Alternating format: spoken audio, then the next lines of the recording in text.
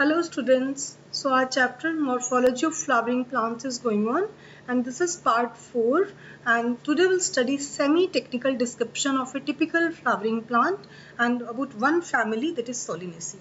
There were three families, Fabaceae, Solanaceae and Liliaceae, but Fabaceae is deleted and we have to do one from Solanaceae and Liliaceae. So we will be doing Solanaceae family. So let's do semi-technical description of a typical flower.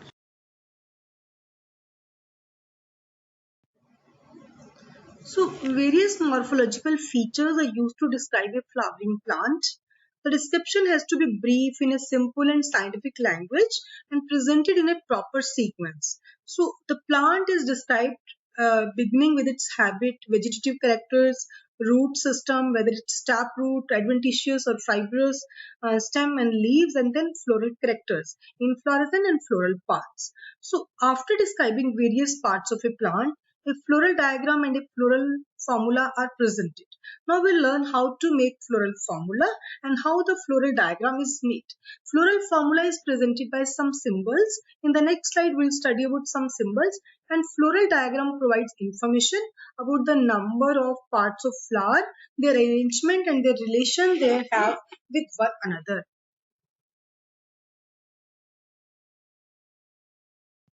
This slide is showing various symbols used for floral formula and how the floral diagram is made.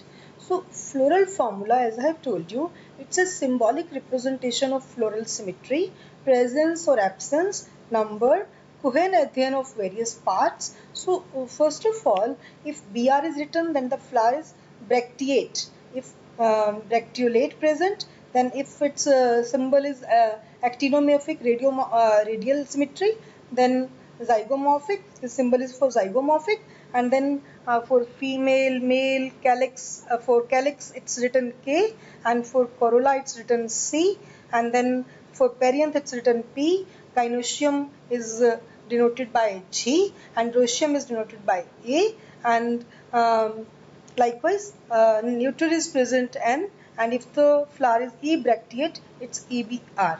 So you can all learn pause the video and learn the symbols. Now come to the floral diagram. Floral diagram is a diagrammatic representation of theoretical transverse section and ground plan of a floral bud in relation to the mother axis, which lies at the posterior side.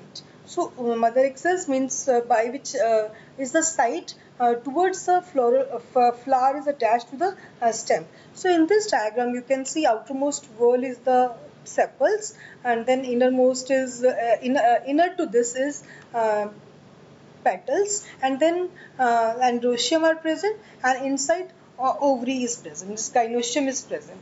So here you can note the stamens are represented by the symbols of their anthers in one or more circles depending upon the condition present in the flower. The fused stamens are shown by joining the symbols with the solid lines. So here you can note that estivation is also shown.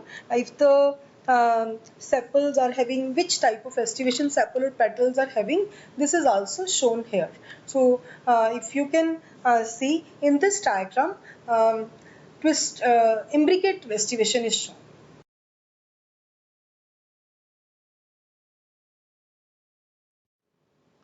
So you'll study about Solanaceae family.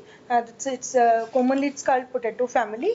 As you're watching in the diagram, the leaves and the stem and the gynoecium. So there's a floral diagram is also drawn here. In the floral diagram, you can see all the sepals are fused together and persistent velvet estivation is present because they are touching at the margins. And corolla petals are 5, they are fused united, and velvet estivation is present, means touching at the ends. And androecium stamens are 5, epipetalous condition, that stamens are fused to the corolla petals. Then gynoecium bicarpal ray, syncarpus. Syncarpus means when pistils are fused together. Ovary is superior and bilocular, presenta swollen with many ovules. So we'll study about it in the next slide.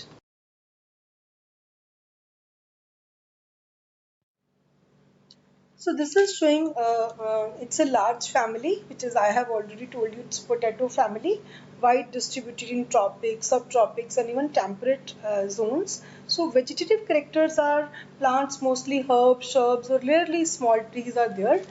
Stem is herbaceous, rarely woody, means herb-like, aerial, erect, cylindrical, branched, and solid. So the stem may be hairy, underground stem in potato. You all know Solanum tuberosum is the scientific name of potato. Then leaves are alternate, simple, rarely pinnately compound. So this you have not studied because this the morphology of leaves is deleted, but we'll do if we'll get time later. Then floral characters are inflorescence is solitary, means flower may be single also, axillary or cymose in Solanum. Cymose in Forces we studied earlier. Then flower may be bisexual, means flower is bisexual, means both the sexes, stamen and carpels are present in the same flower. And actinomorphic. Actinomorphic when it's radially symmetrical. Then calyx are, sepals are 5, they are united, you can see in the diagram, and persistent velvet estivation is present. And then corolla, petals 5 united, velvet estivation.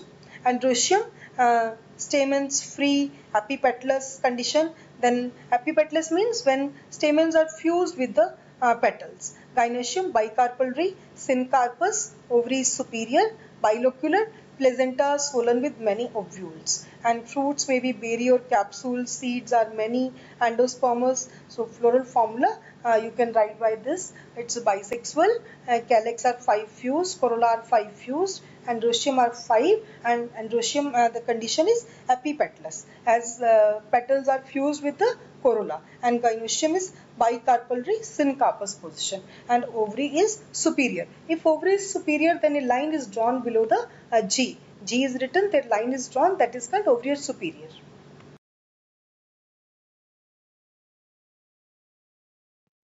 So economic importance of Solanaceae is many plants belong to this family are source of food, just like tomato, brinjal, potato, spices, just like chili, medicine plants, belladonna, and this fumigatory tobacco means used in smoking, etc. And they are ornamental plants, just like petunia. So these are the different economic importance. They are eaten as a vegetable, they are used as a medicine, they are used as a spices, and used as ornamental plants.